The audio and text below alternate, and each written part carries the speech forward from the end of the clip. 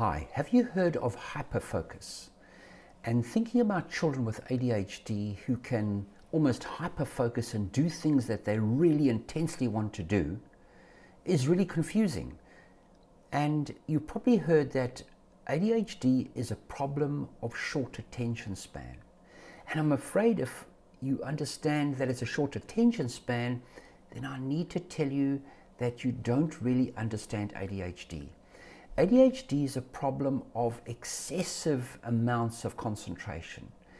ADHD is a problem of constantly seeking newness, constantly seeking something to concentrate on. It's the inability to control that. ADHD is a problem of controlling too much concentration.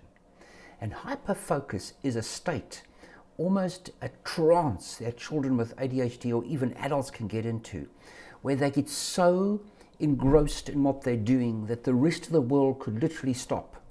I've had patients in my practice who have been so intensely watching a TV program that there's been a fire in the kitchen. They haven't even noticed it. And they can even see smoke, and yet they're so engrossed. And I'm sure you know of children, maybe they're teachers at school, who can see children who are literally so engrossed in something that it can be a PlayStation game at home. It can be an activity. So they can lock on to something. It's almost a defense mechanism to avoid boredom.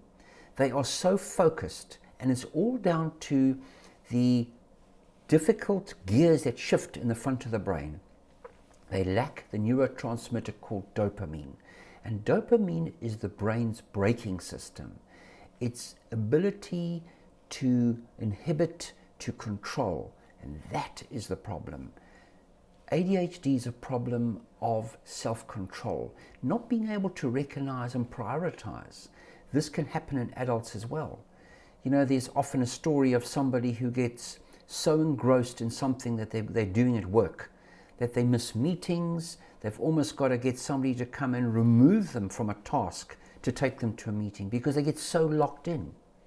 It is so difficult for either children or adults with ADHD to do a task that when they get themselves into the zone to do something, they have to exclude, they have to almost remove those distractions.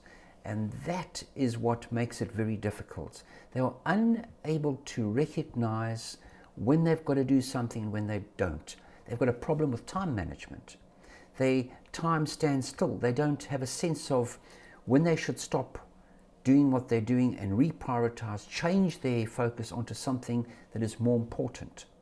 This can have huge impact on children who are indoors, focused on an activity. They might even be outdoors doing an activity on a jungle gym, doing something that they enjoy outside, but they become so fixated on it that they lose track of time. They are unable to separate themselves. So things like technology can be very addictive. And you might say, well, why and how can they do those things and yet are unable to do the things that are a bit more boring but more of a priority, like homework, projects, etc. Well, the problem is with ADHD is long as it's something that they get immediate feedback with, they are able to use the three executive functions of the brain that are the self-control functions that basically are so basic that even an impala uses. There's an event, there's a response, and there's an outcome. Think about a controller of a PlayStation. Looking at the screen, they move a controller, they see an immediate response, and they get that feedback. There's a feedback loop. They get immediate feedback. Long as it's something that is something that gives you immediate feedback, immediate gratification, they can do it. And if they keep doing it and keep getting that feedback, they can go for hours. I mean, I've even had stories of parents that, you know, they are so engrossed in what they're doing, they literally exclude the rest of the family. They become almost little sort of hermits. They exclude themselves from life. And someone's got to literally come in and remove the power cord from a laptop or a TV to disconnect them. Children that get into this hyper state, You know, if you suddenly kind of make them stop, they sort of so engrossed, it's almost as though they're having a personal relationship with the technology. They can become a little bit angry. You've got to kind of wind them down.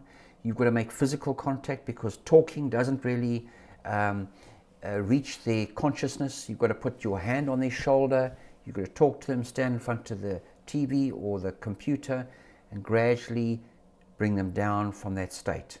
And also to limit those things that you know that they're addicted to. It can have implications on health. They end up excluding and becoming addicted and sidetracked with technology and things that they shouldn't be doing, and missing their homework. Is to exclude those things, avoid the situation in the first place. So hyperfocus is not a problem of short attention span. It's a problem of too much attention and a problem of poor control of that attention.